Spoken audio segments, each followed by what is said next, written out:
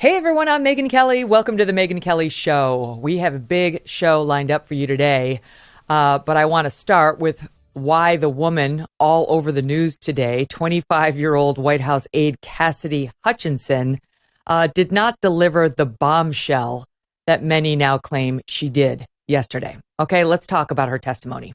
The January 6th committee called its star witness yesterday in its case against Donald Trump. With all due respect to Ms. Hutchinson, I remain unmoved.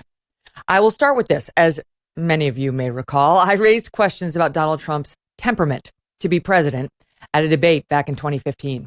I think that was a fair issue then, and I think it was at the root of why he lost in 2020. I also think his temperament problems were evident in how he reacted to his 2020 loss, including before and on January 6th. He lost, he couldn't take it, and he embarrassed himself and the nation with his behavior. That's my take. But what's happening on Capitol Hill is a very long sleight of hand. This committee has one goal and only one goal: stop Donald Trump from running again in 2024. They're worried he could win. They absolutely loathe him, and they will do what it takes to stop his political resurrection. Just look at the makeup of the committee. No Trump defenders, not a single Trump ally, no objective trier of fact. We talked earlier this month about how they doctored the riot video and the Trump sound bites used at this hearing. And if this committee would just be honest about its mission, I might be more invested. I might be more interested. Instead, it cloaks itself in sanctimony, purporting to be a fair-minded, down-the-middle finder of fact, just looking to get to the truth of January 6th. It's a lie. And they prove every time they get together that it's a lie. Which leads us to Cassidy Hutchinson, aide to Trump's chief of staff, Mark Meadows. Her testimony is causing Democrats and the press to collapse onto their fainting couches today. And we are going to go through her major points one by one. First, she testified that President Trump allegedly knew that those trying to get into his rally on January 6th had weapons and that he did not care. I was in the vicinity of a conversation where I overheard the president say something to the effect of, I don't effing care that they have weapons. They're not here to hurt me. Take the effing mags away. Let my people in. They can march to the Capitol from here. Let the people in. Take the effing mags away. Mags meaning the magnetometer. Stop screening them. They're not going to hurt me. Trump didn't care that some were trying to attend his rally, were armed because they weren't going to hurt him. That's the claim. If true, it's certainly callous. He wasn't the only person at risk that day. But what actually happened in this case? Did the Secret Service stop screening the people? Were they let in? No one has suggested that. In any event, did anyone think prior to yesterday that Trump saw the crowd later fighting with Capitol Hill police on TV that day and thought, totally law-abiding citizens who pose zero danger or threat to anyone? Of course not. He knew.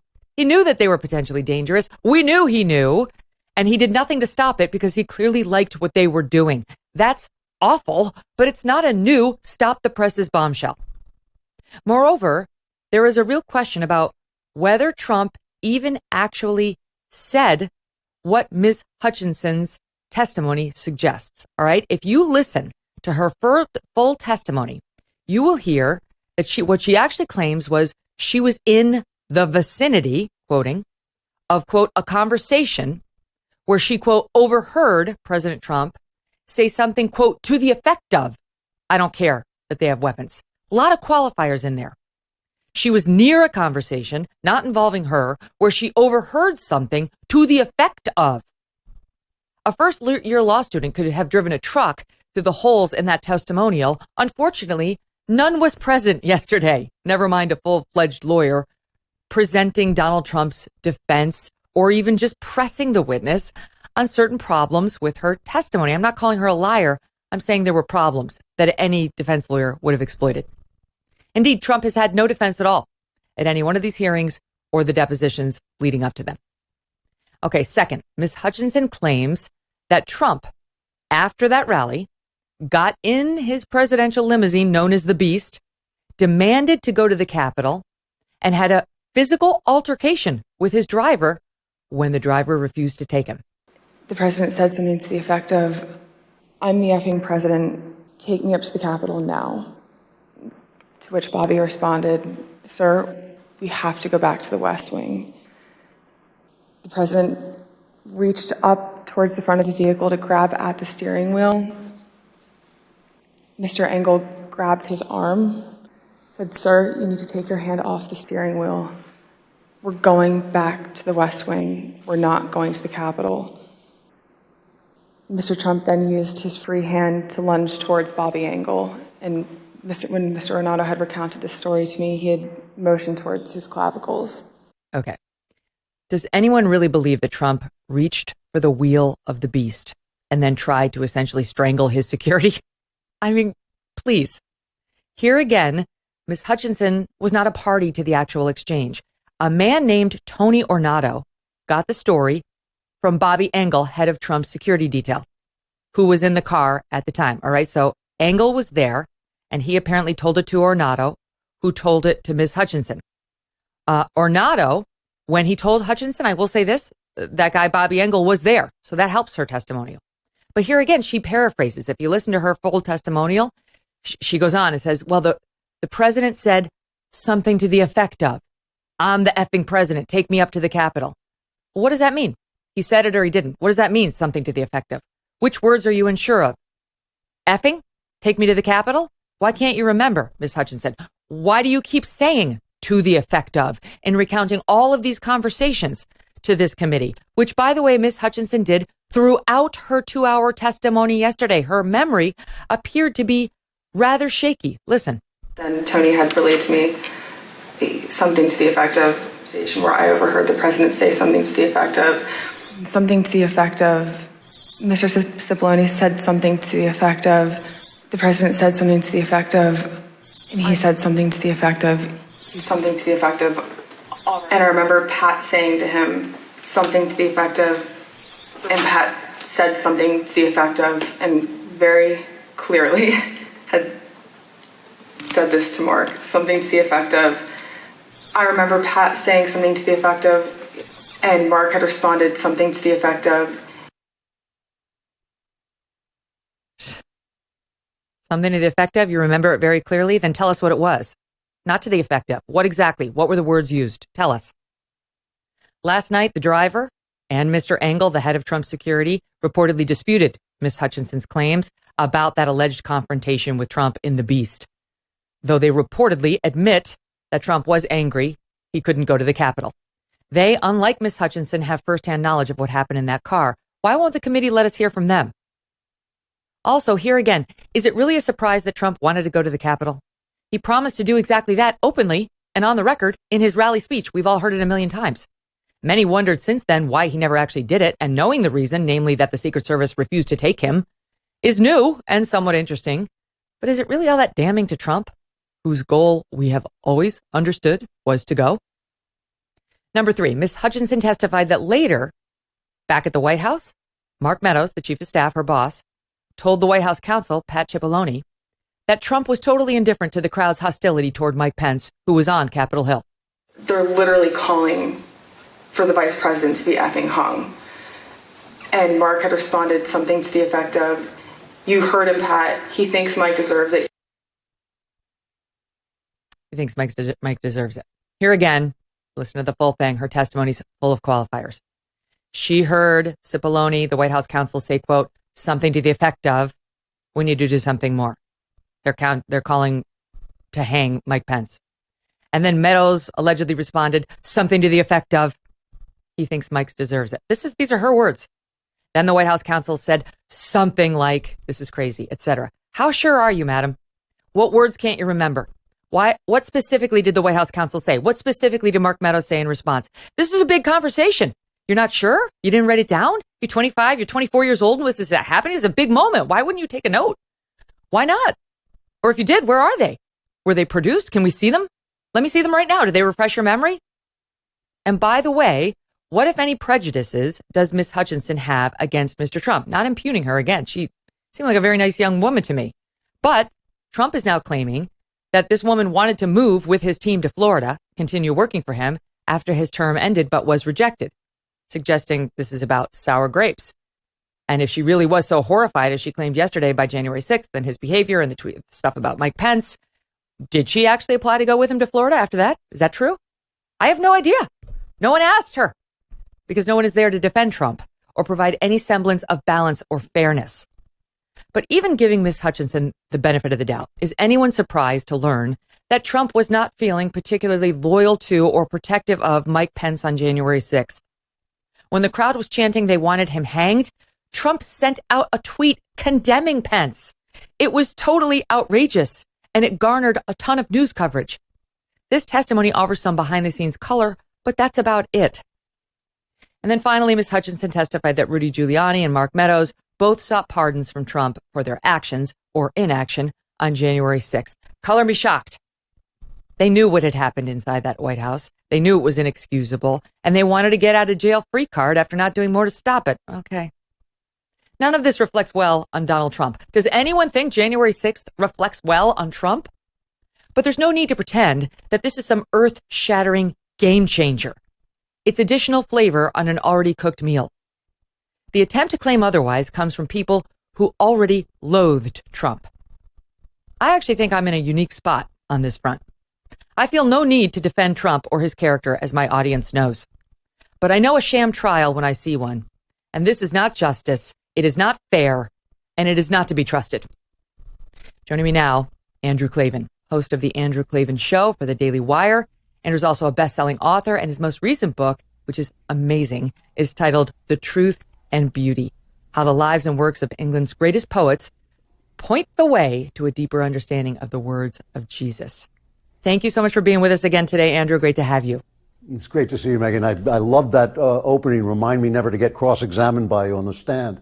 I think you pointed to exactly what the problem with these hearings is. It's the lack of any kind of cross-examination, any kind of fact finder of truth, any objectivity. And what's so distressing about it is the way the press, even some of the right-wing press, like the Wall Street Journal and some of the people on Fox News, are using the term, well, yes, it's a show trial, but. There is no but. There is no but after that sentence. It's a show trial. And you're absolutely right about Trump, and you're absolutely right about January 6th. It reminds us all that Trump is a tragic character because the very belligerence and narcissism that gave him the power to fight back against the press and the deep state and the Democrat machine made him just a rude and abusive person who the voters ultimately rejected because of that. And it's sad to remember that, but on January 6th, he put these weapons in the hands of his enemies, and they're using them, but they're using them incompetently because they're just so hungry to destroy him. That's right. These are points Ron DeSantis can raise if he's fighting against Trump for the primary, or whoever the Democrat, I don't know if it's going to be Biden, is if they wind up running against Trump in the general. These are points for them to raise. Totally fair points. You can spin, you can get political, you can hold them to account for all of this. But what offends me as a lawyer and as a citizen is this committee trying to pretend that it's some objective finder of fact because they have two never-Trumpers who hate Trump even more than the Democrats on the committee doing their bidding, so they can call it bipartisan, and not a single Trump defender. So this woman would have benefited from some cross-examination. Maybe she would have done fine. Maybe she would have said, I'm sorry, that's a verbal tick to the effect of, I always do that. No, these were the actual words. Thank you for making me clarify. Or maybe she could have responded to, no, there's no sour grapes. I never did apply to go with Trump to Florida. That's a lie. And, I didn't want to continue. Whatever. Well, we won't know because of the way this committee handles itself. And where is their moral standpoint? They're accusing him of an insurrection. At the same time, they're calling the Supreme Court illegitimate, telling people to take to the streets because duly appointed justices have made a decision that they don't like. They coddled the rioters after George Floyd's death, encouraged them, not just coddled them, they encouraged them. 25 people died, billions of dollars worth of damage done by violence, and they kept telling us, the news kept telling us it was mostly peaceful. And now they're basically claiming that this act of idiocy on January 6th, and there's just no other way to characterize it, it's a total act of stupidity, is somehow the worst thing since the Civil War. It reminds me of like the Reichstag fire, where somebody actually did set the Reichstag on fire, but Hitler used that to close down the government, to close down people's freedoms. I'm not comparing them to the Nazis, just the strategy of taking this essentially minor but horrific incident and turning it into a second revolution. It just wasn't that. And this poor woman, I agree with you. I feel for her. She's 25 now, which means during the time she's describing, she was 23 or 24.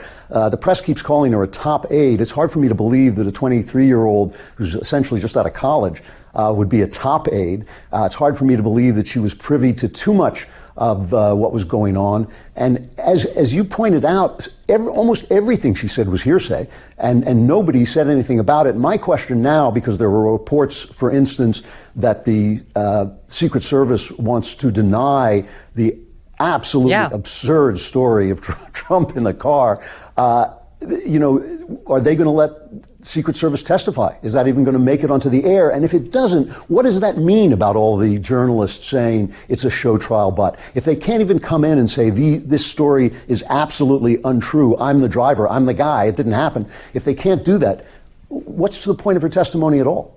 That you're exactly right. There's a reason in a courtroom you don't allow hearsay. It's considered unreliable.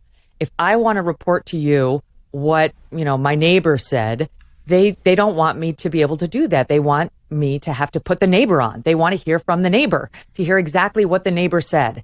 And the more, it's like the game of telephone, the more links you have between the actual speaker of the conversation and the person sitting on the witness stand, the less reliable it is.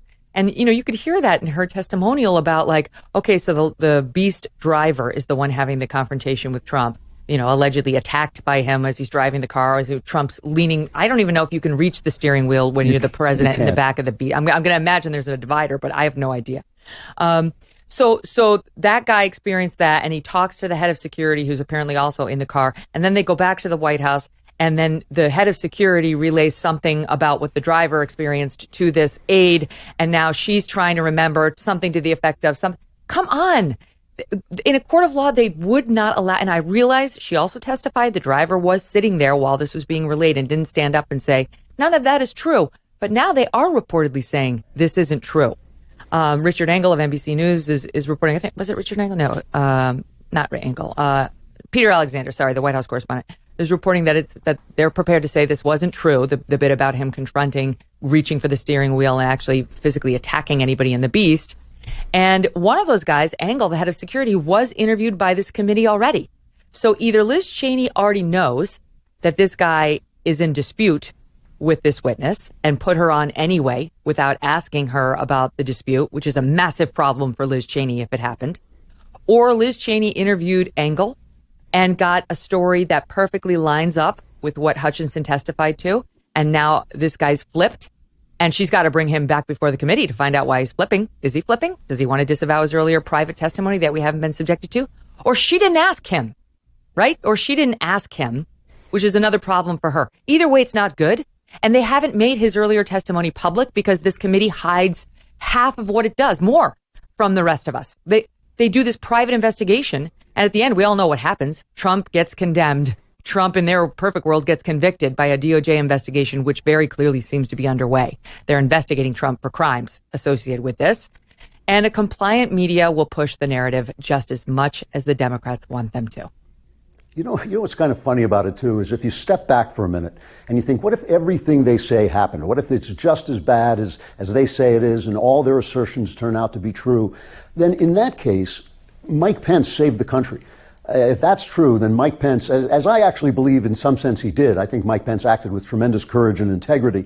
I agree. And Mike Pence is everything the Democrats hate. They did nothing for 4 years but make fun of his, of his fidelity to his wife, of his Christian faith. They lied about his feelings toward gay people and his actions toward gay people. And they just made him sound like a dunce and a clown.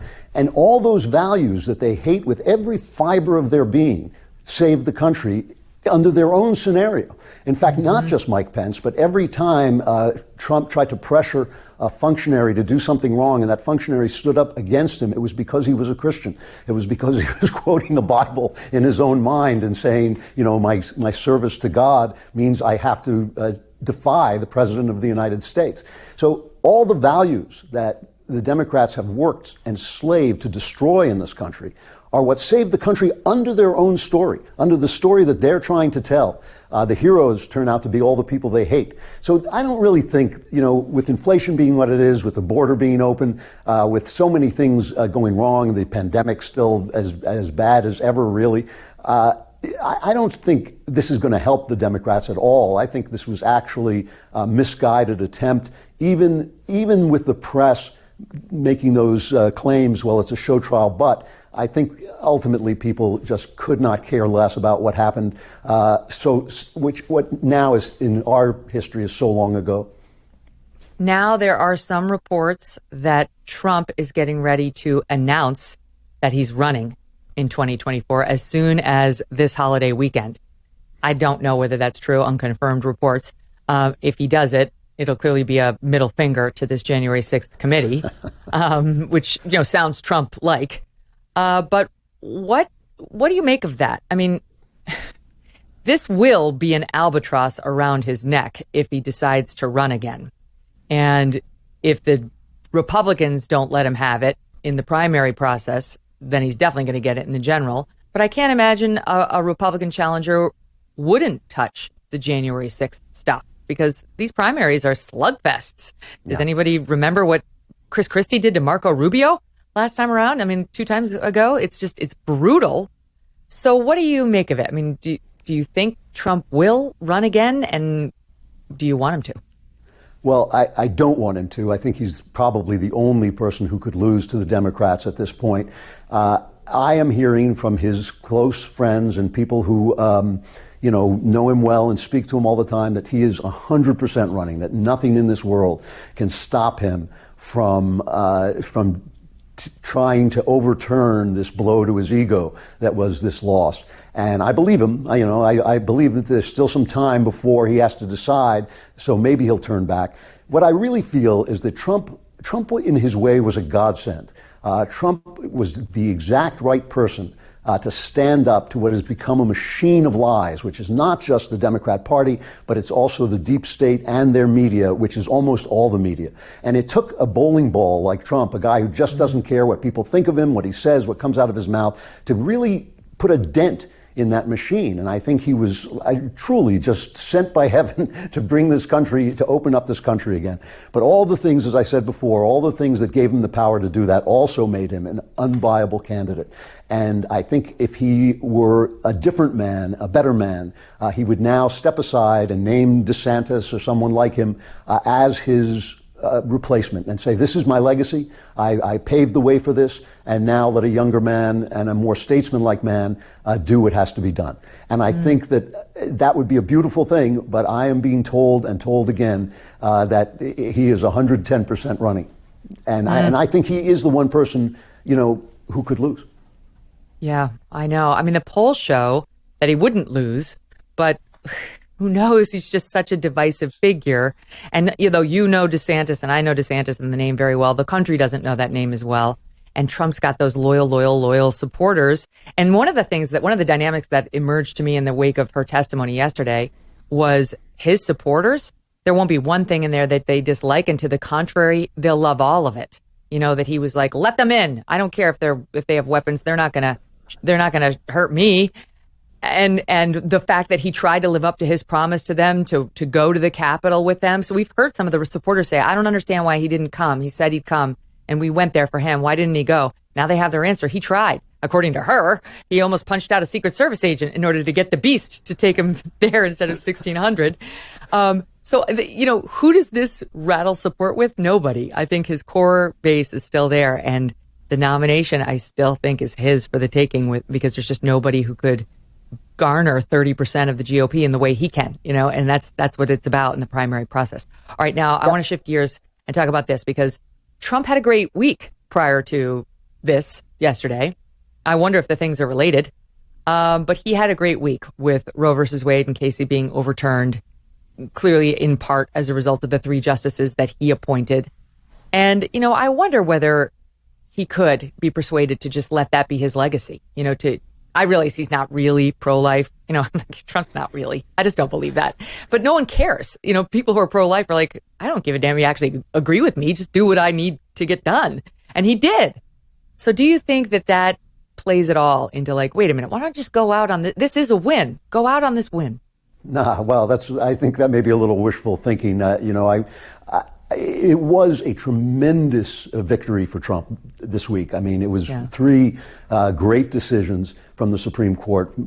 Top among them, obviously, Roe v. Wade, the overturning Dobbs, the overturning of Roe v. Wade. And it was all because of Trump and Mitch McConnell. Mitch McConnell saw his chance and he took it, and he understood that Trump, unlike a lot of other Republican presidents, was going to stand behind him, even when they did what they did to Brett Kavanaugh and just tried to destroy the man. Trump was just that character who was going to stand by him, and it was a tremendous victory. And it makes a lot of the never-Trumpers look really bad. It makes a lot of the people who couldn't understand that this was a special moment, that this was a special character, that you had to look at him in a nuanced, balanced way. It makes them look ridiculous. And there was a lot of stuff, I used to love National Review, but there was a lot of stuff coming out of National Review saying basically we don't have to credit Trump for this. But no, this was his victory, and it was the best thing about his presidency. To say that he could see it that way and let go, that just doesn't sound like the Trump that all of us know. But it was a tremendous moment, and it really did. Just the panic and the anger and the absolute nonsense that comes babbling out of Democrats' mouths in the wake of it just shows you why they spent so much time trying to defeat him. I mean, this is basically his third impeachment trial that they're running, and he's not even president anymore. So they're really passionate about it. Well, and the Brett Kavanaugh situation is the greatest example of Trump's temperament being hugely important in many ways. And obviously, we've already talked about the downsides of it, but that any other president, I mean, there's not another president on earth prior to Trump. Now he's set an example. I can't say there won't be one in the future, but that would have stood by Brett Kavanaugh, given what they were doing to him. It took a guy like Trump, and what they did to Brett Kavanaugh was deeply wrong and deeply unfair. So that's when a lot of people changed their minds on Trump and realized, wait a minute, that the upsides to this sort of weirdness about him are far greater than the downsides. But then he would continue doing the downsides and give more pause. All right, wait, let me stand you by right there, because I know that you were on the air when the Dobbs decision came down and got very emotional about it. And I want to talk to you about it and the incredible racist attacks now that we're seeing on Clarence Thomas as the meltdown in response continues. Much, much more to talk about with Andrew Klavan, the one and only, one of my favorite guests. He's amazing. You got to read his book. It's very moving. I read the whole thing, and you'll love it. So stand by. 4th of July is just around the corner, and if you are looking for the perfect cuts to put on the grill this year, look no further. Good Ranchers is the place to get American beef, chicken, and seafood. They sell 100% American meat, and they ship it straight to your door. And right now, Good Ranchers is putting the free in freedom with 2 free prime ribeyes with every order that uses my code, Megyn. Other places would charge you well over 50, even $60 a steak to get ribeyes like these, but Good Ranchers is giving them to you for free when you go to goodranchers.com/Megyn. They're out of the ranch in minds, but hey, it's to our benefit. This is not the time to wait. Claim your ribeyes today before they run out. It is a limited stock item. First come, first serve. And you want to be first when it comes to Good Ranchers. They deliver the best of American farms and ranches right to your door. Make sure you take the time today, okay? You can still get them in time. Right now, go to goodranchers.com/MEGYN or just use my code Megyn at checkout to get your 2 free 18-ounce ribeyes, okay? Start the summer off right with Good Ranchers. American meat delivered. A little breaking news for you. We are just learning that Justice Stephen Breyer just sent a letter to President Biden a short while ago saying his previously announced retirement will be effective less than 24 hours from now at noon on Thursday. He, of course, will be replaced by soon-to-be Justice Ketanji Brown Jackson, who will be sworn in officially, and the court's next term should begin on October 1st. In the fall. Joining me now, Andrew Klavan, host of the Andrew Klavan Show for the Daily Wire. So, Andrew, you're right. The court, they're batting 1,000 this week on some great, religious liberty cases and gun rights cases, which kind of look like no-brainers, but a previous court would not have come down the way they did. It's like, how is the Coach Kennedy establishing religion on the 50-yard line when he's privately just taking a knee to say a prayer and people come to join him, whether they want to or not? How is that the establishment of religion? Like the establishment clause jurisprudence is just all over the place. It's a nightmare. We could use some clarification on it, and the court's inching there. But anyway, talk to me about that moment. And our viewers should know, you used to be a liberal, right? I mean, it's not like you've been some dyed-in-the-wool conservative, your whole life. But it was emotional for you when you heard about Dobbs. Tell us. Yeah, it had been weighing on me more and more, no question about it.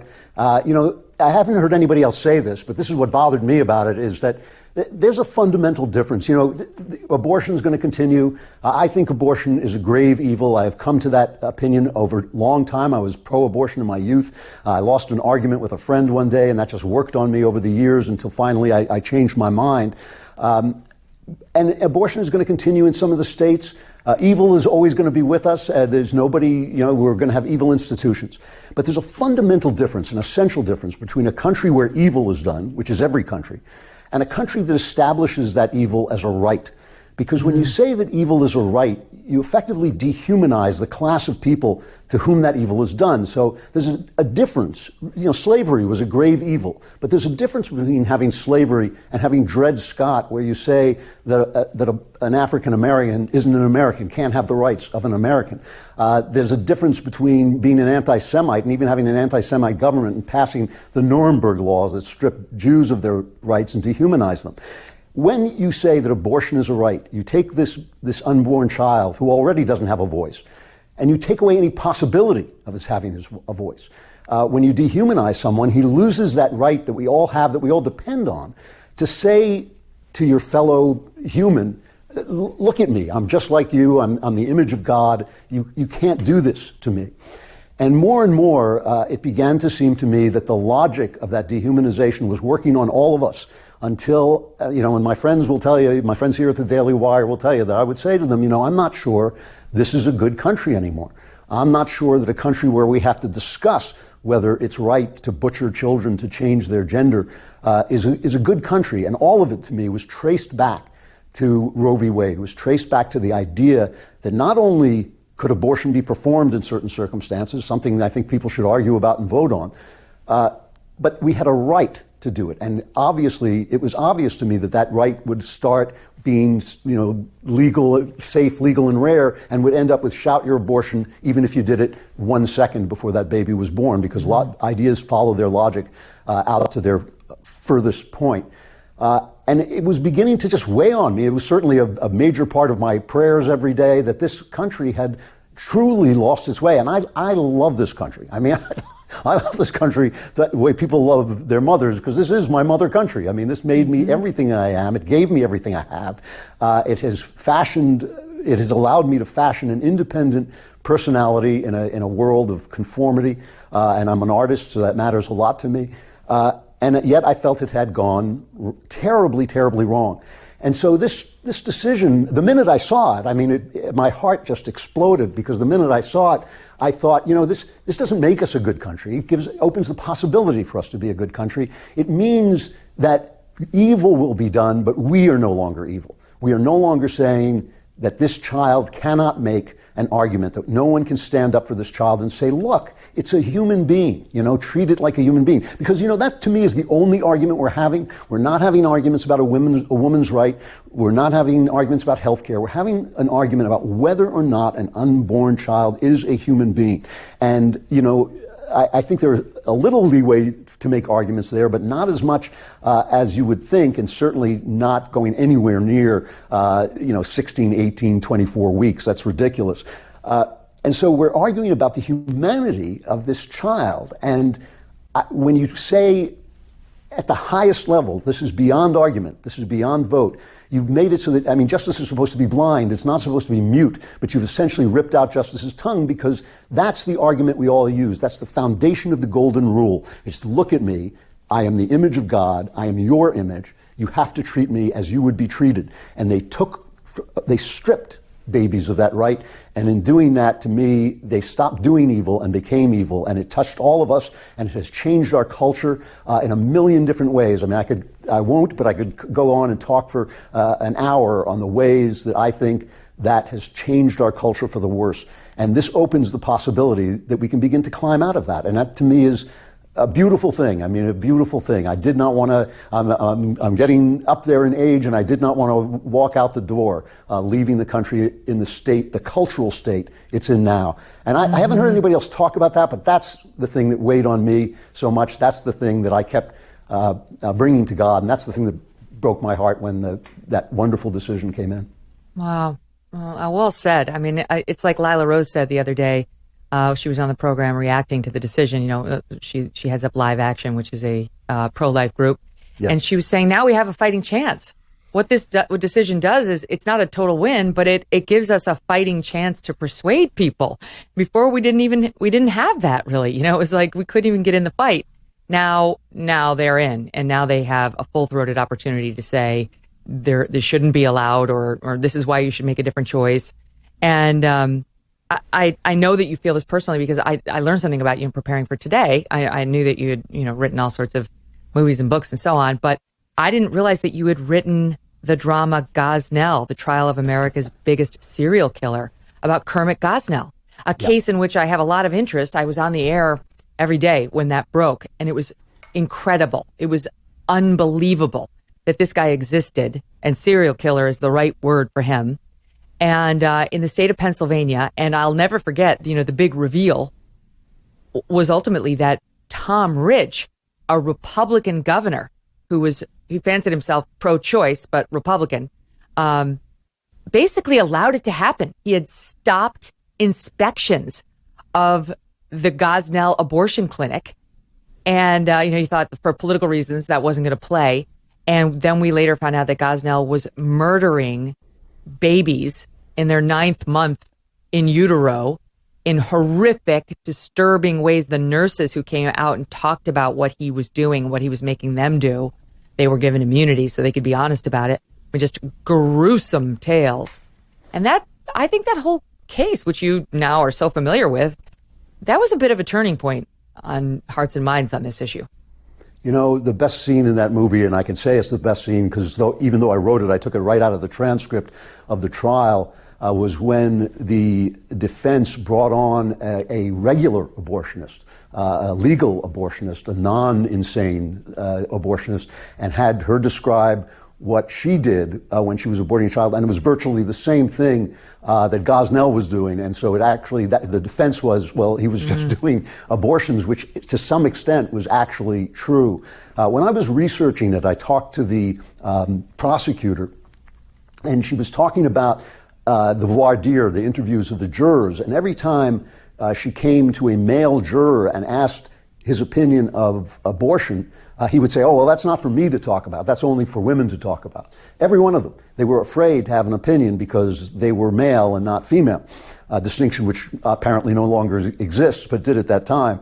And that speaks to what I was saying before about stripping people of their voices. Almost everything the left does, if you notice it, is not an argument. It's a reason why you shouldn't be able to speak. Everything they say translates into shut up, and they've been so effective at it. And the idea that because you're a man, you can't comment on whether the destruction of an infant life is a good or a bad thing is just incredibly corrupt. But that was part of the Gosnell thing. And the reason Gosnell was not arrested is because everybody knew what he was doing, but nobody wanted the taint of what he was doing to touch abortion because it was too hot an issue. My gosh. Well, the cynicism in response to the Dobbs decision and what it means and what it doesn't mean for other cases and other rights continues, right on down to Hillary Clinton, who, by the way, now I think it was CNN's Chris Cillizza, tweeted out something saying, this is her moment. They're actually starting this up again. They're actually going to try to push her on us again. But she's out there in her brilliant punditry talking about Justice Thomas in the most offensive way. Listen to her. I went to law school with him. He's been a person of grievance for as long as I've known him. Resentment, grievance, anger. And the thing that there's so many things about it that are deeply distressing, but women are going to die, Gail. Women will die. My God. I've never heard anything less true about Justice Thomas. He's exactly the opposite of a person of grievance. His only grievance I've ever heard from him is he refuses to be used as white liberals' puppet, as something less than an equal citizen, when he refuses to just mouth their talking points on issues of race. They've been doing this to Clarence Thomas since he was appointed, and they basically accused him of being the wild sexual black man, and now he's the angry black man. They'll pull out any kind of cliche racist remarks they have, but they don't, this is the thing about the left now. They are a racist party. I say this all the time. They're a right-wing racist. They're racists all over the place. But the left is now a racist party. The Democrats are a racist party. They believe in racism. They think it's good racism because it's pointed at white people, but in fact, it's not pointed at white people. White is just a word they use when they want to attack people. So Clarence Thomas becomes white when he ceases to agree with them. Clarence Thomas is, it used to be the sort of accepted wisdom that he was the second place to Antonin Scalia. But looking back, I think Scalia learned a lot from Thomas. I think Thomas's philosophy is more solid. I think he's thought it through, and I think he's a brilliant jurist. One of the things about reading both the decision on Dobbs and the defense is how, first of all, the clarity of Alito's legal logic it's impeccable. You can't really find a place to drive through. The saddest one was Roberts trying to kind of mealy mouth his way out of the position he found himself in. But when you looked at the dissent from Kagan and the others, they admitted that there were conflicting rights between the unborn child and the mother. But how can there be conflicting rights if the unborn child is not a human being? Objects don't have rights, only people have rights. And so their logic doesn't really hold together. And Clarence Thomas is so clear. He is, I gotta say, he's a radical in his originalism. He basically said, we should use this logic and get rid of Obergefell and get rid of a bunch of other decisions that the rest of the court was saying not. But he's an honest guy of integrity. You know what? Alito feels the same way. He just didn't want to say it. The more conservative jurists privately likely agree with Justice Thomas. They just recognize the country's not quite ready for the total elimination of what's called substantive due process, which was controversial from the start. And also, if you got rid of substantive due process, all that would mean is all these rights go back to the states to decide. We're truly a federalist society if it's not really explicit in the Constitution or has a long, long history of being a right not mentioned but recognized in this country. Then you have to fight for it on a state-by-state level. It's really not that controversial. People are like, he wants to do away with gay marriage. That's not true. He would like it to be a state-by-state matter. He doesn't see it as a constitutional right. That's pretty much how everyone in the country felt up until about 10 years ago. It's at the core of our system is federalism. Madison knew that a giant democracy would collapse, a giant republic would collapse, but a lot of little republics patched together could survive, and he was right. He proved that he was right. That's why we have gun rights, and that's why they want to take those gun rights away, and that's why we have different decisions. I mean, even murder is a state-run, a state-decided crime. We have those different ways of looking at things because we know that a series of little republics will remain republics, where one great big republic is going to suddenly just become an authoritative regime. And that's so what the left is pushing for and has been pushing for a long time. So part of the problem in interpreting Thomas and the court and all these things is we have a bunch of morons on television offering their own punditry on it. And, I'd be remiss if I didn't mention the ladies of The View. And Joy Behar. Okay, now she's talking here not about Roe, but about the Coach Kennedy case, where the football coach who I mentioned, he was privately praying on the 50-yard line and students decided to join him, and he got fired because the school said you're forcing kids to do it. And there was no forcing whatsoever. The only real argument was you have authority and therefore they might feel like you're not going to start them on the football field if they don't do it, even though the guy had absolutely no history of doing that to students who didn't join. Anyway, listen to where Joy Behar took that win for Coach Kennedy in this soundbite. I would like to know if it would apply to Colin Kaepernick, for example. He takes a knee. I don't know if this is really legal or any of what I'm saying, but it seemed to me like the guy takes a knee and he gets thrown off the team. But he could be praying too, that these people would leave him alone. I don't know what he's praying for, but he could be praying. How do they know what you're doing when you take a knee? Doesn't that look like prayer to you? Suddenly it's illegal for him, but it's okay for this. It's illegal. It was illegal, you see, for Colin Kaepernick. Also, Colin Kaepernick was doing something completely different. So what could be worse than differentiating between two things that are completely different but look vaguely the same? One is working for a private corporation. One is working for a public school where the government is shutting you up for doing it. And the NFL can tell its players to do whatever the hell it wants to tell them to do. And when it comes to speech. But I love that she's suggesting Colin Kaepernick was told it was illegal for him to take a knee. But it is true that one of them was praying and one of them was protesting the flag under the flag of the NFL. He was wearing an NFL uniform at the time, so they had a perfect right to tell him not to do it. The View is a source of constant stupidity. It's amazing to me that a show with hosts named Whoopi, Joy, and Sunny could be such a font of misery and depression. I just think they would live up to their names.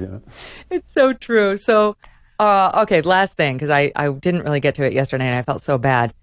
This migrant crisis down at the southern border continues. And May was the worst month that we have had in terms of the encounters with migrants. And now we know that 51 people are dead inside of this semi-tractor trailer, 101 degree temperatures. They were left there and somebody was heard moaning and finally they were rescued. No water. To me, there's just a consistency here because the Democrats, they clearly don't care. Now they want us to say, women are going to die. Women are going to die, as Hillary Clinton said. They're all about life, except of the baby. And now they're all about, we're a country that accepts immigrants. We have to improve people's lives. Except they won't talk at all about incidents like this, which border hawks have said all along is one of the reasons why we need to secure our southern border. People will die. They'll die at the hands of illegal immigrants who come across and unleash hell, especially on the ranchers who are down there. We've seen examples of that. And they'll die thanks to these traffickers who couldn't care at all about the people who they are taking across the southern border. Once they have their money, they exploit them. They die. Where's AOC in her little white uniform now? I just do not understand why they are not under more pressure. And this is one of the things I fault the Republican Party for. What is the logic of this? What country doesn't have a border? What country doesn't regulate the number of immigrants who come in? And what country doesn't also make sure that those immigrants who come in are schooled in the ways and nature of the country? This is the way, we are a nation of immigrants, but the way we managed being a nation of immigrants was making sure that the people who came in loved it, wanted to be here, had a good reason for being here, could be used by the country and elevated by the country. All of those things have gone by the board. And it's like we're not supposed to exist as a nation anymore. This is part of what Douglas Murray calls the war on the West, this idea that somehow we are uniquely evil. And I think it's the other way around. I think it's unique what America has done, how it's elevated freedom, how it has kept. There is no free man walking on the face of the earth or free woman who does not in some way owe that freedom to American blood and treasure. And I think that that's a remarkable thing, and we should be very cautious of our country. I want immigrants to come in. I want our country to be refreshed. I'm incredibly proud to live in a multi-ethnic country. I love, where I live, there are a lot of multi-ethnic people all together and couples and all that. And I think what an achievement that I saw in my lifetime, that we created a country like this. But no, you don't just take the border down. It's ridiculous. So why aren't the Republicans louder about this? Why haven't they come up with, we had the power when Trump was in office. Why aren't they able to come up and just say, all right, we're going to do this one thing, is we're going to close the border and regulate who comes in, and then we're going to worry about the people who are already here another day. They have this idea that the whole thing has to be solved at once, that there's no compromises that can be made. They blow it again and again. Wow. And it almost is as if, and I'm certainly not the only person saying this, it's almost as if both parties want the crisis to continue because it helps them with their base. But I think it's a shame, not just because of the deaths of the people and the abuse of the people and the women who are constantly being raped as they're brought over by these criminal coyotes, but I just think it's a crime all along, and we should stop it. Yeah, I totally agree. Andrew, thank you so much. It's always such a pleasure talking to you. We will do it again soon, I hope, and we'll be right back with Stephen Miller, known as Red Steez, who I'm really looking forward to meeting. I haven't talked to him yet. Skincare is hugely important to me, as it is for so many. And it's been for a long time. In this line of work, I need to keep this face looking good at the top of my game, preferably. And that takes sticking to a routine and to products that I trust. And that doesn't mean you got to break the bank. That is why I love Genucel. Genucel is made from the highest quality ingredients, and it can become a part of your skincare routine too for a price you'll love. At Genucel.com/MK60, you can pick up their most popular package, which is a whole assortment of their very best and most popular packages or products at 60% off.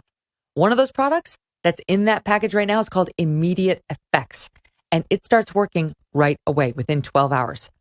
Whenever you check out a Genucel's site, don't forget to enter MK, because that gets you even more savings on top of the 60% off and free gifts.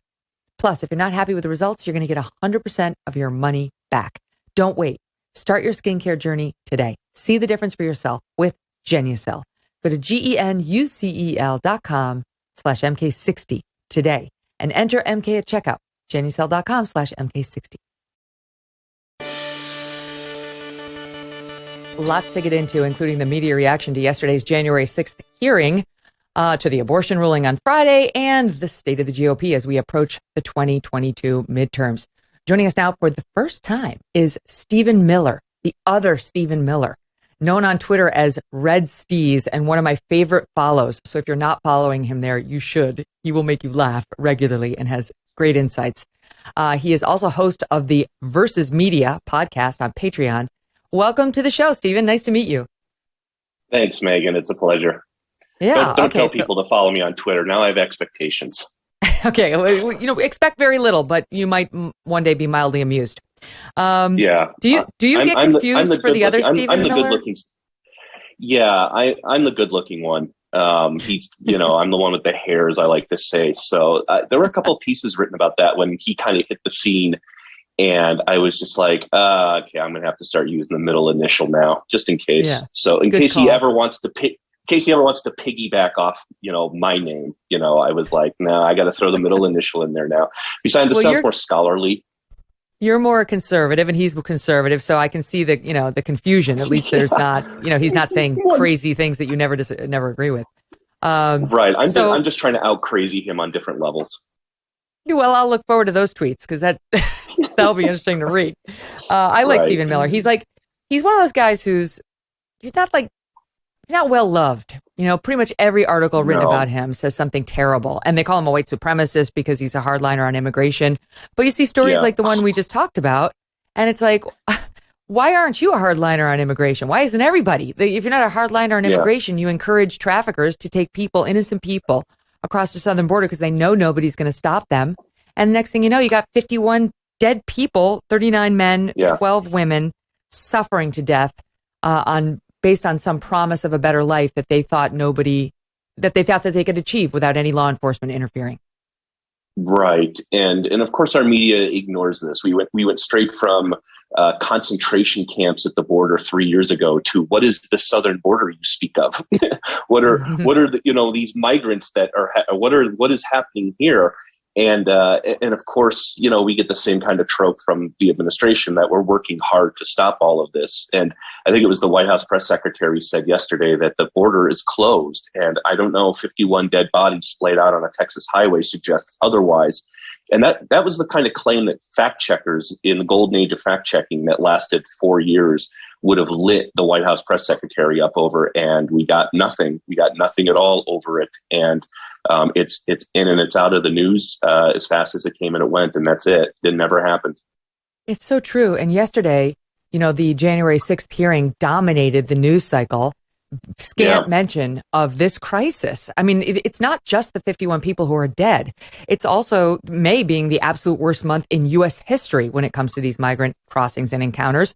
No one seems to care. I mean, I realize January 6th is a story, but it's also an old story. And I opened up the show today by saying even what we heard from Ms. Hutchinson was largely just new color on old news. Did anybody think Trump was loyal to Pence on January 6th and was out there defending him and had his back, right? Was anybody shocked that he wanted to go to the Capitol? He said that explicitly in his speech.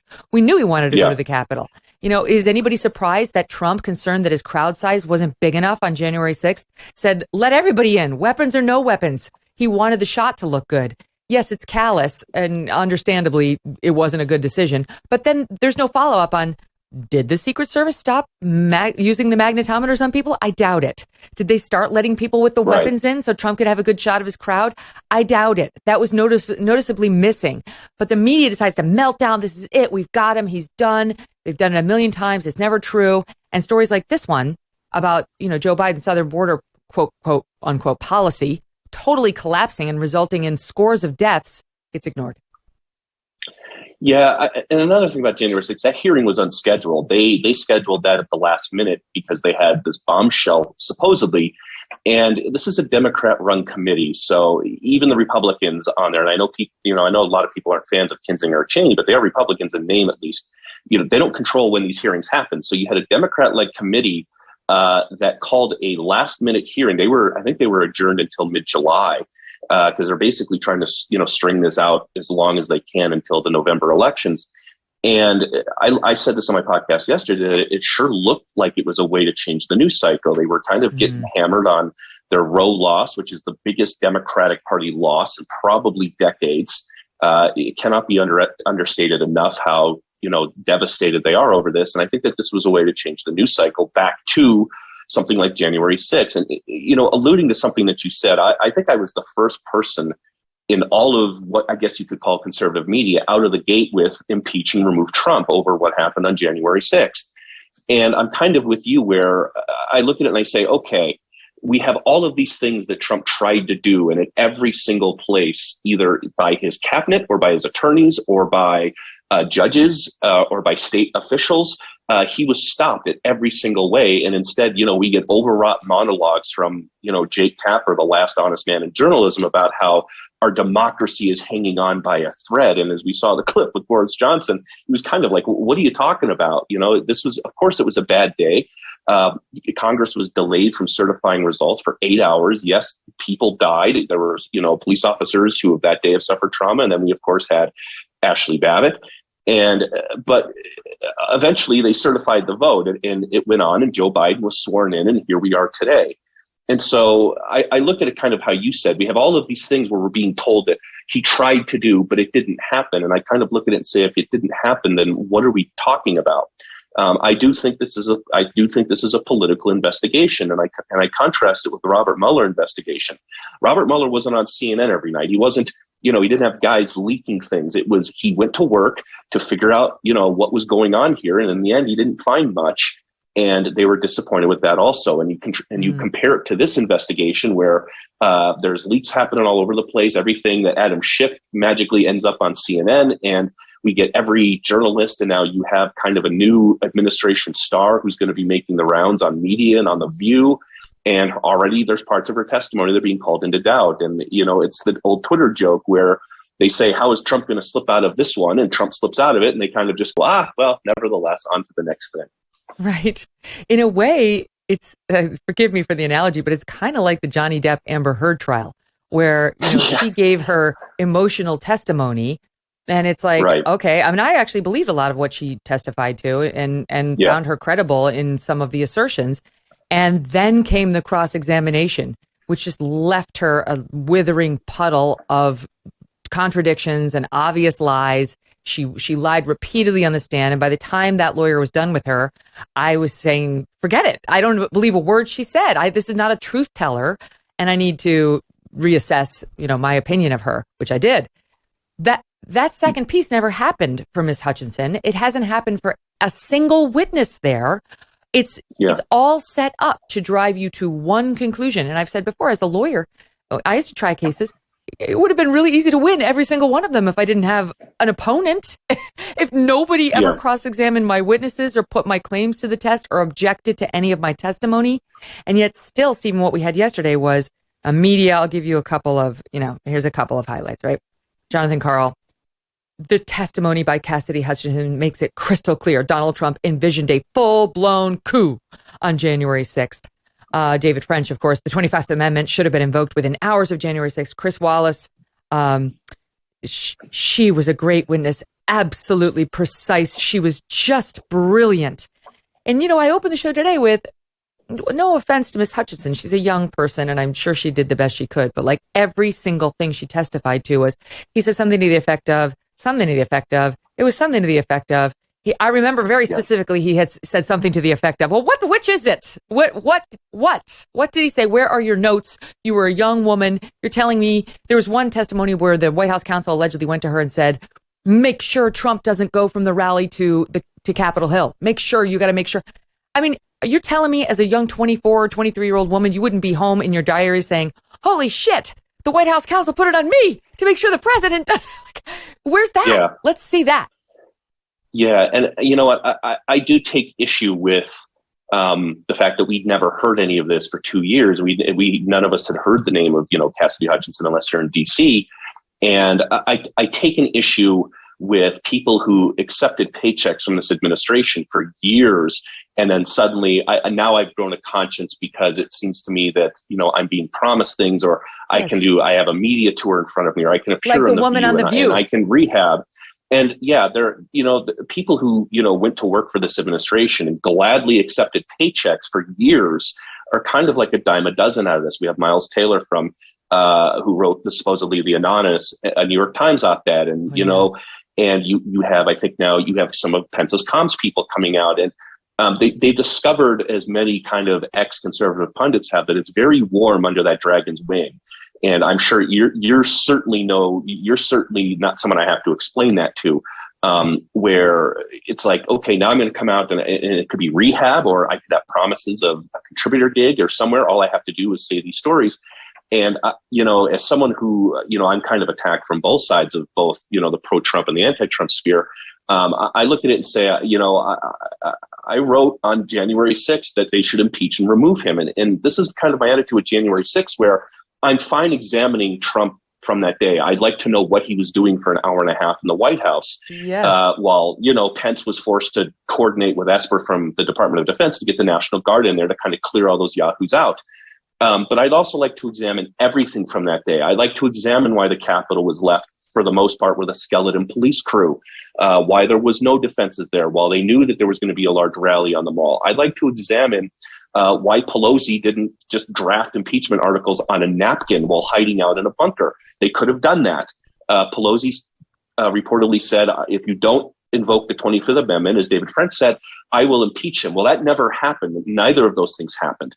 And so I'd like to examine everything from that day, but we know that that's not really going to happen. And we largely know, like you said, how Trump felt because he gave a speech in front of everyone. Yes, he said I'm going to go to the Capitol with you, and then didn't. And I've always looked at it as he kind of, slinked off to the Oval Office, and he kind of went and he pouted.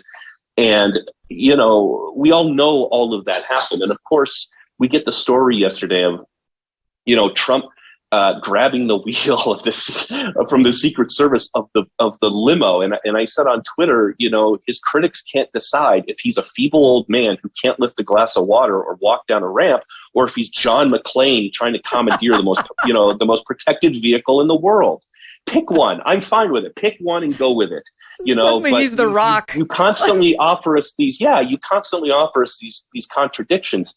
And I've always kind of said that, Trump is someone who's always held a mirror up to his worst enemies and some of his worst critics. And if you, in the long term, and something that I've always tried to, maintain my sanity through the last 3, 4, 5, 6 years, is that, the worst thing you can possibly do is become like him in some ways. And again, we saw this yesterday. We saw the hyperbole happening. We saw this, we saw people saying people are going to remember this in decades. And I was kind of like, I don't think people are going to remember this at their next gas station fill up. Mm-hmm. So it's not that these hearings shouldn't happen. I think they're very polarized. I think they're very political. It clearly, to me, looks like a politically driven hearing in a politically driven matter. That doesn't mean that I agree or disagree with everything being said. It doesn't mean that we shouldn't hear testimony from people. But like you said, every time that there's a new piece of testimony out, we've got him this time. And I think somebody said on Twitter, I don't want to credit this to me, that the only way to get rid of Donald Trump is to beat him at the ballot box. Yes, and that's it. You're not going to get rid of him any other way. They're not going to disqualify him. Well, that's the other thing is something you said just reminded me of another problem with Cassidy's testimony. So she, and this would have been brought out had this not been, whatever you want to call it, show trial, sham trial. It's sham. This is This is not anything close to a fair and balanced hearing like you'd see in a court of law or any proceeding having to do with the legal system.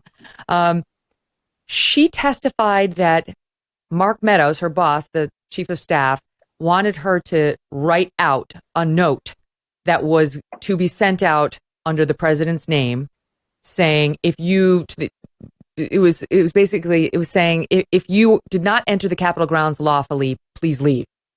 And she said Mark Meadows dictated that note, and I wrote it, and there's my note. Here's my note right here.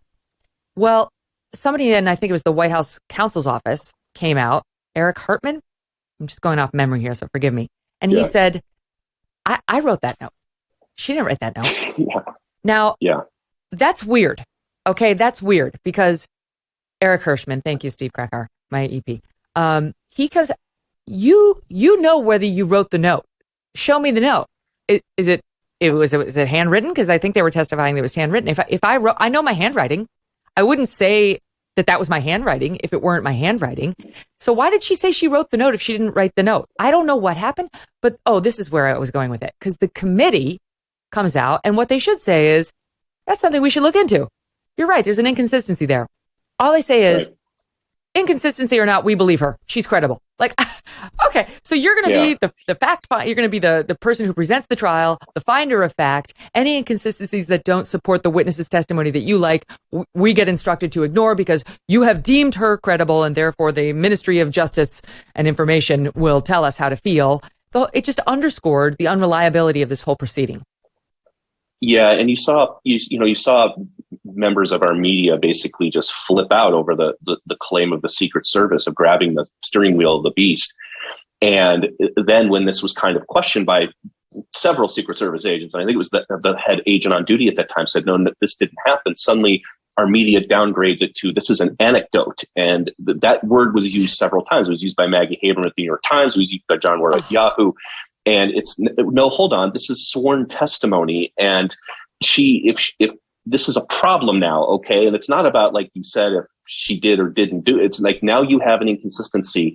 And if one part of her testimony becomes not credible and is disputed by on source and people willing to testify, well, now you have a problem. And it's like you said, we're not looking at this. Our media is so kind of head driven into this narrative and agenda bias of this issue that they're not stepping back and looking at this objectively. And you mentioned John Carl, and John Carl said yesterday on Twitter, he made a very simple statement. He said, "Thank you, Cassidy Hutchinson." And regardless of what you think about Donald Trump, when journalists do, John Carl wrote a bestseller off of Donald Trump and the antics in the White House press room. Did that. And so, this is another problem I have with a lot of his critics. Donald Trump is the best thing to happen to some of these people. He's the best thing to happen to Jim Acosta's career. He's the best thing to happen to guys formerly of the Lincoln Project. They made thousands of dollars off of him. Millions. And so, again, yes, in some case, they made bestsellers. Jim Acosta now has a television show strictly on, his antics with the White House press briefings. Michelle Sanders now NBC News pundit. And so this is my biggest problem with a lot of these people in media who claim that they're defending democracy or claim that this is what this is about. When we know that that's not what this is about. That's we just outrageous. saw this report. Yeah, we just saw this report. I did not know John Carl did that. Wait, hold that thought, because I didn't know he did that.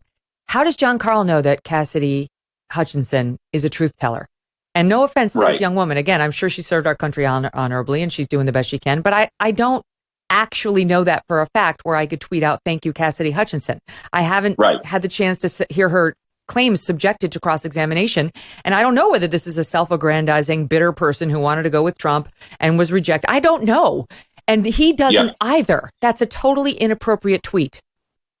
Yeah, and this is from I don't think it's necessarily inappropriate from, say, someone who we know is who has their progressive or liberal views out in the open. Correct. But from people who sell themselves as the ABC News Washington correspondent. That's a big title. That sounds serious. I should take you seriously when it comes to the matters of the White House. But again, and people who follow my Twitter feed, they see that I generally leave people, leftist journalists alone. I'm friends with a lot of them. I have no problem with, honest journalism from the progressive left. And I would encourage more people on the right to read it so you actually know what they're trying to argue a lot of the time. My problem is people like that, people who, they try to sell themselves under the mantle of, we're brave, truth-telling journalists who are like firefighters, and also don't you misgender me, or I'm gonna, leave the newsroom screaming and crying. And so again, I do think it's wildly inappropriate for someone like John Carl to tweet something like that out and say, "Thank you, Cassidy Hutchinson."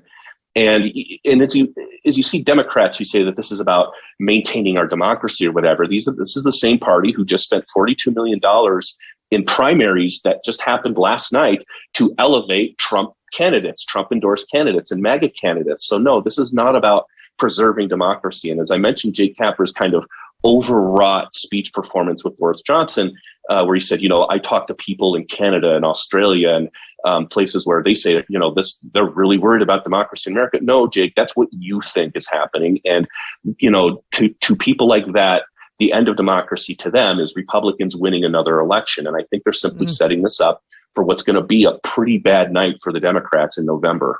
By the way, so my crack team just points out that now a day later, after Jonathan Carl probably got hammered, he tries to explain the "Thank you, Cassidy Hutchinson" tweet, which he sent out yesterday at 2:50 p.m. And now today, a day later, he tweets out, "Where others have refused, Cassidy Hutchinson was willing, under oath, to tell the world what she witnessed at the White House during the extraordinary events of early January 2021. It is for that reason that I said, thank you." Yeah. The problem with this, a lot of these people hear organs in their head when they start to speak. That is really true. I've never heard anybody put it that way, but God, you're so right. All right, so we're seeing similar sanctimony and, I said, sort of fainting couch behavior, not just with respect to Cassidy, but with respect to the Supreme Court's behavior this week, i.e. its decisions that it has come to on things like Roe and so on. And, the sort of the hysterical pearl clutching that we've seen there, I think, is also largely an attempt to change the narrative in advance of January 6th. I mean, in advance of the 2022 elections. But what's been weird about it is they're pretty explicit. Like the media on every channel is like, but will it pierce the bubble? When it comes to the January 6th thing and the abortion, is it going to change? The New York Times was explicit about, like, will it change the narrative in advance of the midterms? Like, I remember the day when the media used to be biased, but it wouldn't just be open about the fact that they were trying to use their bias to change the political outcomes. Now it's like open, like, have we done it yet? What do the polls say? Is it working? Yeah.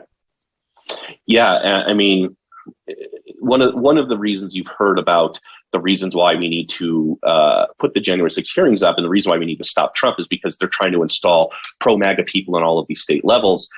So Trump can run again in 2024 and then just steal the election out from under him. And I said, if things keep going the way they're going, and if Joe Biden keeps governing the way that he's governing, Trump's not going to have to steal anything in 2024.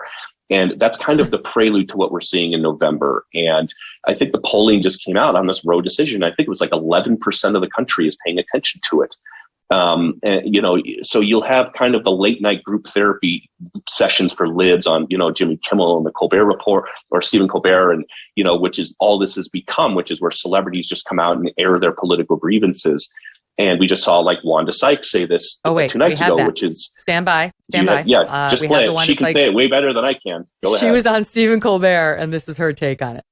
It just sucks, man. It really does. I mean, it's like the country, it's no longer a democracy, right? I mean, it's no longer majority rule. These judges that just, they basically lied when they were, during their confirmation hearings, right? The problem is that middle stuff. It's those states in the middle, that red stuff. Mm-hmm. Why do they get to tell us what to do when the majority of us live out, New York, California, and we're paying for all this crap, really? I mean, right? Yeah. We're footing the bill. If I'm fitting the bill, know your position. You know what I'm saying? For real. Like, look, if I say, hey, let's go out to dinner, you don't get to pick the restaurant. Just shut up and eat. Yeah, there's your ad. I mean, there's just slap a paid for the RNC on that. I don't know how many cliches someone can stick into something and say, well, here's what the political right's been saying all along, that, you have a progressive elitism in the coastal cities, San Francisco, New York, DC, Los Angeles. And then they believe that there's this useless chunk of land called America in between those cities. And here she is kind of confirming that. And this idea that 9 of 5 justices on the Supreme Court sent a decision back to the states to vote on is no longer a democracy shows you that Hollywood's really not sending their best here. And I guess it's too much to ask for these people to just have kind of a modicum of civics education before they go on national TV and barf this all up. And I said with Roe, one of the biggest freakouts of why we're seeing this is exactly what I said. Roe has kind of been this protective blanket for them for the last 30, 40 years, where they don't have to talk about what abortion involves in specific details. They can kind of just point to it and say, right there, that's Roe, it's abortion. That's, hey, what else do you want? And now they're going to have to go kind of state to state and specifically lay out where they stand on this issue. And we know that it's probably 3, 4, 5, 6% of the country is at a position where the extreme fringe of the Democratic Party is, which is abortion up to the moment of birth. And in Ralph Northam's case, post-natal birth. And so they're going to have to go out and defend this. And I think they know that they're in a problem where the majority of the country isn't there. The majority of the country isn't exactly strictly pro-life either. She actually said, what happened to majority rule? What happened? We're no longer a democracy. That's literally what's about to happen. Majorities will rule on this issue, state to state, just exactly the way it was supposed to be. The Supreme Court is the one who curtailed that, who short-circuited it back in 1973, saying, you no longer get to vote one way or the other. We're just saying a mostly cis white male Supreme Court, save for one person, did that. The Supreme Court that overturned Roe was more diverse than the one who instituted it. And again, they kind of have a problem with that. It's why you see all the vitriol specifically going after Clarence Thomas for getting all uppity, I guess. And I also noted, not just that.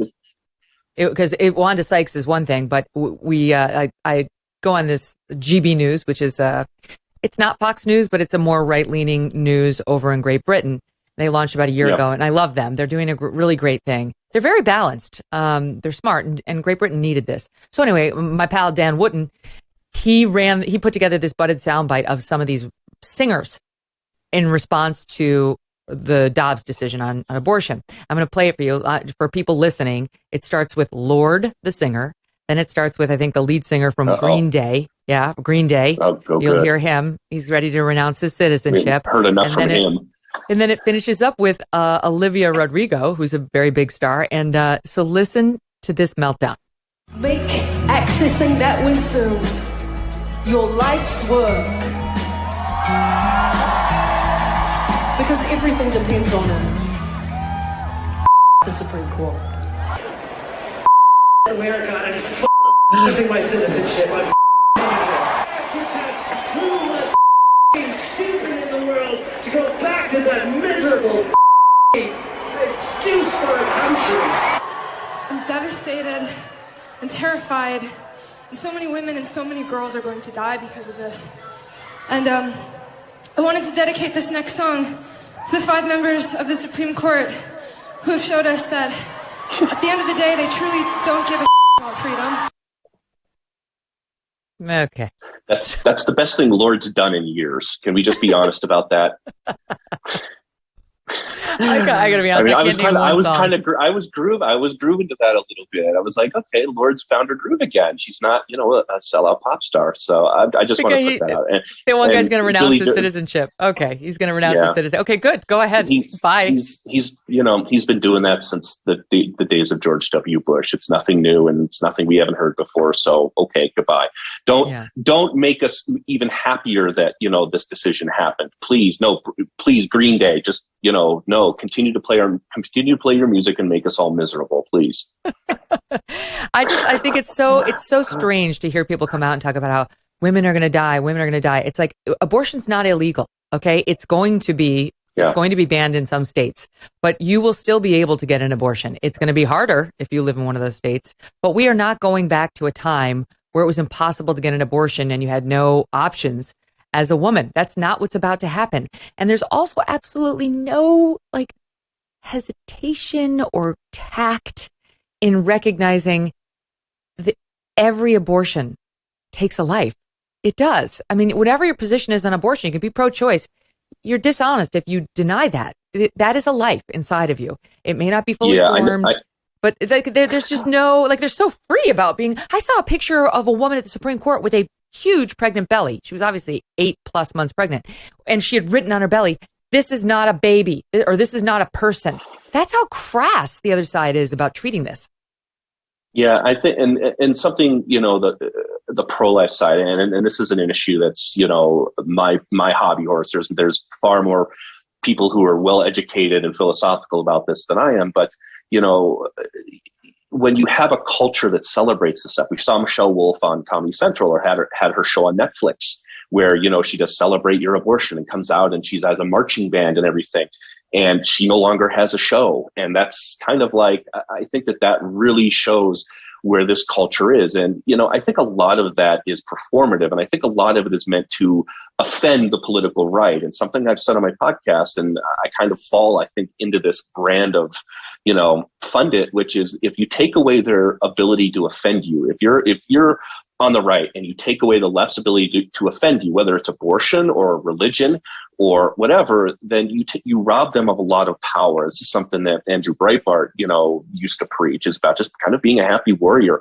And if you disarm them in that way, then they lose a lot of the power and they lose a lot of the arguments. And I think that there's an aspect of the young, new political right that understands that. And something the pro-right political right has had on their side, ironically enough, from the party of science, is medical science. The abilities of, advanced science now with ultrasounds and fetal heartbeats and things like that.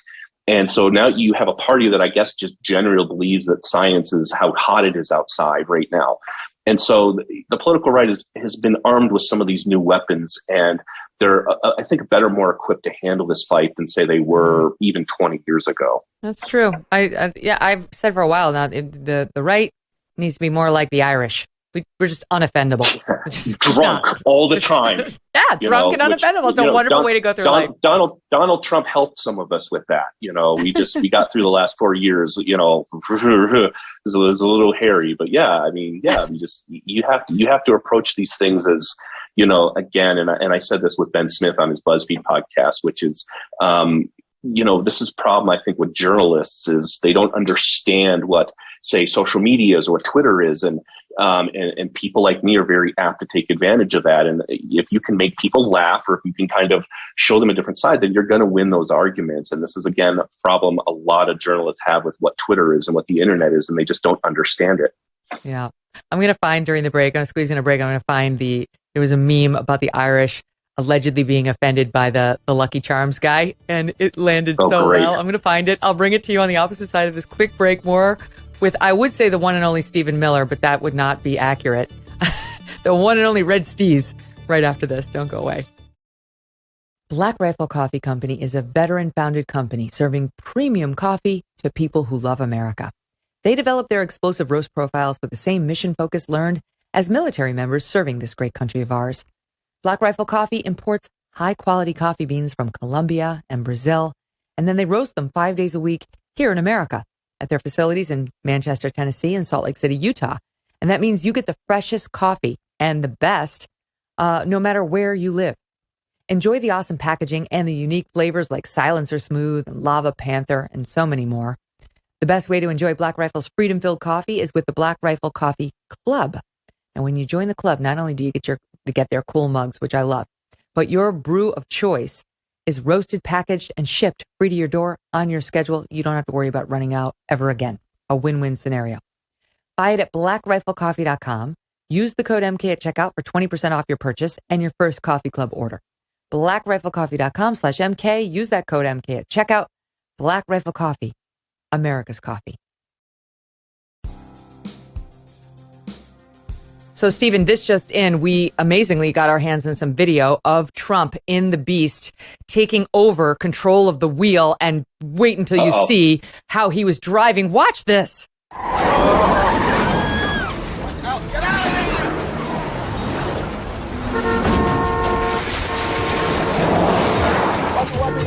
Watch it, over. Are you aiming for these people? No. Well, maybe that mime. Tree!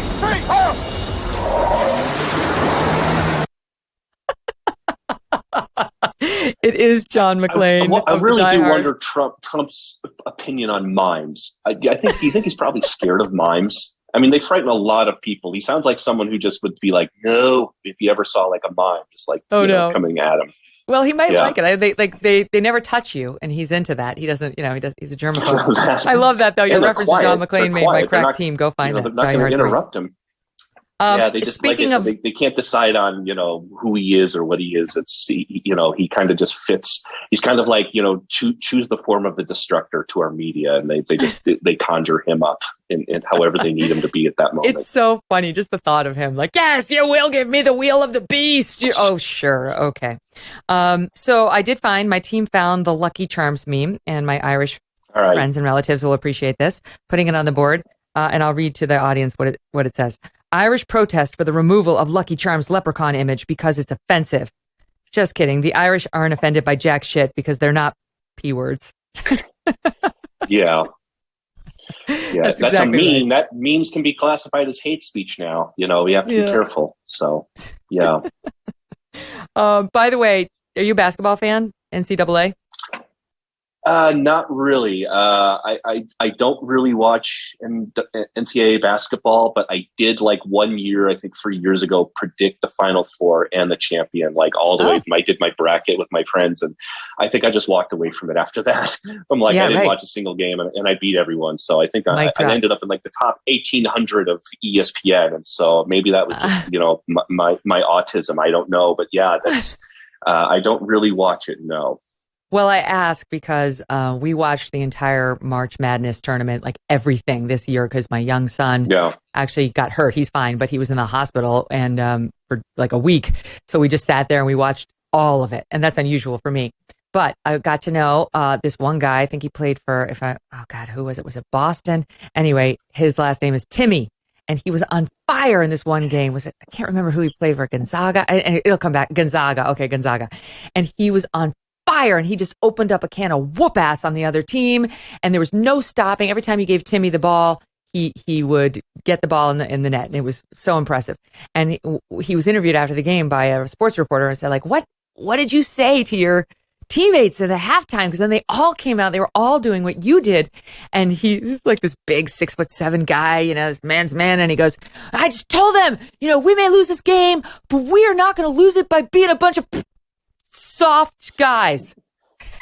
Yeah. And everyone, my young son included, understood that soft guys was a euphemism for the P word, that I don't say that word, but I see that it was used in the Lucky Charm meme. And even Timmy knew that you should just say soft guys when in front of a camera. So he and I are simpatico in that way. Yeah. No, I'm not going to say. I want to be invited back. So. All right. Speaking of soft guys, Prince Harry and his wife, Meghan Markle, have some things to say about Roe and the Dobbs decision. I know you were waiting for the Meghan Markle reaction. Are we not respecting their privacy now? Or is this Oh, yes, Miss I Wanted My Privacy just gave a joint interview to Vogue. And just in case she wasn't getting enough attention, she decided to partner with Gloria Steinem on it. And what she said was, my husband and I talked about that a lot over the past few days, the Dobbs decision. He's a feminist, too. His reaction last week was guttural like mine. What does this tell women? She asks. It tells us that our physical safety doesn't matter. And as a result, that we don't matter. Now, here's a profundity for you from the Duchess of Nothing. But we do. Women do matter. And this is one of the reasons I called Gloria immediately and asked to do this interview. We matter. So Vogue does, Vogue magazine decides to do a profile like that. Vogue magazine, which never put Melania on the cover, right? An actual supermodel, didn't actually make it. But Meghan Markle calls up and wants you to know her feminist husband had a guttural reaction to Dobbs. When did Meghan Markle become a biologist? Did that just happen How can you figure it out? There's a lot of sudden biologists, who are speaking up on behalf of whatever a woman is, I guess. I don't know. It's probably one of the best things we ever did is we helped usurp the crown of Britain, by at least, having Prince Harry marry an American. And so we have a straight shot to the crown now. It took a few hundred years, but that's they got back at us, though, sending those two over here. We didn't need that. They should have just stayed across the pond. The other thing is, she's not the only woman weighing in. As you know, Hillary weighed in and took a shot at Justice Thomas. And I saw you responding to this tweet that also got my attention. CNN's Chris Cillizza tweeting, unbelievably, quote, now is her moment. Hillary Clinton, now is her moment, with a link to a CNN article entitled, The Whispers of Hillary Clinton 2024 have started. Oh my God, Stephen. Yeah. What? Chris Cillizza, journalism's answer to a question no one asked, is once again pulling out his trick about Hillary Clinton. He does this like every few months. He does. And the interesting thing to me about Hillary is any candidate who loses to somebody like Donald Trump, you would think would just be put on a mule and sent out into the desert with like a big paper mache head, never to be heard from again. And instead, she's still kind of this media power broker. They all gather around her every time she kind of pokes her head out of her hole. And it's really interesting to me that there was really no reckoning for her over that. It was Russia did this, or Russia stole the election, or I guess Russia made her forget that the state of Wisconsin existed for 106 days. And so I look at that and I just say, here she comes again. And this is Chris Cillizza's big game. And we saw the report in the New York Times that said she wishes she was being consulted more by the Biden administration. So she does kind of have this media strategy, which is I'll talk to you, I'll talk, and they all kind of jump at it. And again, I don't know what their plan is. Is their plan to replace an 85-year-old Joe Biden with a 78-year-old Hillary Clinton? I think it really speaks to the lack of depth that the Democrats have. And I kind of predicted this on my podcast. I've been on this for a couple of weeks here. That I don't think Joe Biden's going to be the 2024 nominee. I think there's too many factors, and also this muted response to Roe. As I said to you, this is the worst defeat these people have suffered in decades. And Joe Biden's response was to get on an airplane and fly out of the country. And if you're on the left, what does that look like to you? And so I said on my podcast, I said, I think there's going to be an open primary. And I said, and the name that I won't be shocked to see jump in there is Congresswoman Ocasio-Cortez. And just last night, Stephen Colbert asks her, you're going to be 35 running for president. And I kind of just took a bow on this one. So for whatever reason, they can't wait to get the old man out of there. And I don't understand why they think that Hillary is kind of their great white hope in all of this. Now is her moment. Who would have the temerity to write that about Hillary Clinton? Now, this is her moment. She's had about 10,000 moments, all of which she's blown to smithereens. Yeah, she's won one election in the state of New York. For those of you who remember, that was an election that she was kind of goaded into by our media. They're like, you can go run for Senate in New York, go do that. And then, of course, she ran and she won. And she hasn't won an election since. And I don't see the political left settling for her. We saw kind of two instances where in 2008, they were just like, okay, let's just vote for her and get this over with. And then, of course, Barack Obama hits the scene and they couldn't dump her fast enough. And then it almost happened again with Bernie Sanders. But who wouldn't watch that primary? I mean, I would love to watch a debate between AOC and Hillary Clinton. That would be so fun. Come on. You might be the only one. Yeah, I would moderate it. One. I would, it would probably go easier for you than the one debate. So one thing I wanted to ask you one thing, and I put this question out on my podcast. You were kind of the first person, speaking of moderating debate, you were kind of the first national pundit that kind of saw Trump's ire. And I was wondering about you. What was that like where you didn't see a lot of support in like the journalistic community? Because at that time, it was really funny to people at MSNBC and CNN and Morning Joe that Trump was kind of beating up on, the people at Fox. He was beating up on Marco Rubio and Rand Paul.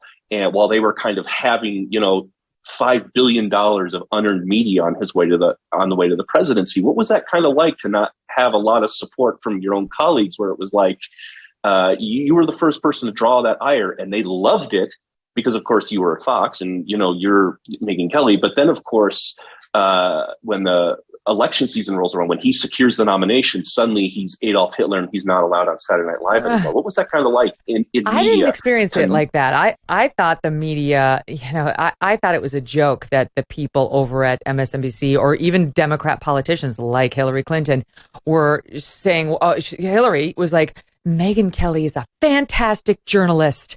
And for him to, and I was like, I remember going on there and saying, if I'm so fantastic, why don't you let me practice some of that fantastic journalism on you? Come on the show. Yeah. Let's do this thing. And so the left pretended that they cared about me, the attacks. I mean, they pretended that they cared because they thought it would hurt Trump. And the right was mad at me. Not all the right, but the core Trump supporters was mad. They were mad because they didn't think my question was fair. So, I got kind of that's part of the business, it's like you got to be able to take your licks and your rhetorical punches in the face. I was at National Review when Against Trump came out. So, I was kind of one of the online faces of that. When that came out, I kind of just went, okay, let's go. I was kind of the guy on Twitter who was willing to muck it up with them. So I can definitely understand the bruises there. But I opened the show today. It just so happens I opened the show today with a reference to that debate because the question that I asked Trump about that day, yes, it mentioned women and so on. But what it was really about was his temperament. Do you have the temperament to be president? Go back and look at it. That's what I asked him. And I think that was a very good question. I think I was raising a good issue that would go on to be a problem for him. But unlike most in the media, I could see that he had that problem. And if you look at the course of my journalism over the Trump years, I think it reflects that I could also see the upsides of his oddity. He is a wrecking ball. And I totally get why the Republicans chose him ultimately. And I see all the good he did. And I don't think there was another Republican in that race that could have done it. Certainly no one would have stuck by Brett Kavanaugh. We would not have a reversed row, I think, had Mitt Romney even won in 2012. I just think they would have caved on fights that Trump never caved on. So I feel like I'm in this unique spot, Stephen, because I think unlike most people, I don't have Trump derangement syndrome, but I'm not under his spell either. I can see his qualities and I can see his flaws too. I kind of said that coming out of that 4 years. I was like, whoever can kind of come out of here with their sanity intact is kind of the people you need to pay attention to. And that could be people who voted for him. It could be people who liked him. It could be people who don't want him to run again now or what have you. And I never really liked the term kind of Trump derangement syndrome, but there is a certain level of surrounding your entire punditry identity around him because he's not National going to Review be around. Never had that. He's not going to be. You guys, when you were at National Review, and that's the dispatch people. That's like the Jonah Goldberg, and I like Jonah, but like the Lincoln Project for Republicans, those guys have Trump derangement syndrome. National Review does not like Trump. They're true conservatives, and that's okay. But I listen to their podcast all the time. I love the editors, and I read National Review a lot. And they're not fans of his, but they will defend Trump often on policy. They will never defend Trump's character. You have to be able to understand how he happened. And I think that is still kind of gone completely unexamined on the political left. And of course, our media, who again paved the road for him and said, let's give this guy $5 billion in free media because he's going to make Republicans look crazy and he'll never win. And well, oops. Then they spent 4 years atoning for that. Yeah. And they never really had their own reckoning for their own role in this. And that's kind of why guys like me exist. That's kind of our whole careers. I'm here to remind you of kind of your past with this stuff. And I'm here to remind people like Morning Joe about, the fawning attention you gave him and the fact that you were a member at Mar-a-Lago for years and years and 100%. Years. And, we know what you were doing, and we know it was a Hillary campaign strategy to elevate him above the field. I'll tell you, can I tell you something? I'll give you just a little color on that. And then they did. So Morning Joe kept going to Mar-a-Lago and so on. Trump asked me to go to Mar-a-Lago too. He invited me to go to Mar-a-Lago before the debate and all that. I said no. Yeah. And I kept a record of that invitation, and I had the record of that underneath my questions at that presidential debate, just in case. You never knew what he was going to throw at you. Like, I never went because that's not an appropriate thing for somebody in the media to do. But too few people understood that, and they were compromised, and then have spent the next 5 years trying to make him pay for their own bad behavior. Red Steez. Yeah, I got to go because I'm out of time, but I really enjoyed this. I hope you come back, Stephen. Invite me back. I will be happy anytime. Thank you, Megyn. It's done. Okay, don't forget, at Red Steeze, Steeze, and you won't be sorry that you followed him. He will amuse you and entertain your mind. But keep your expectations low. Tomorrow, someone I've been trying to get on forever, security expert and author Gavin DeBecker. You will love this. See you then.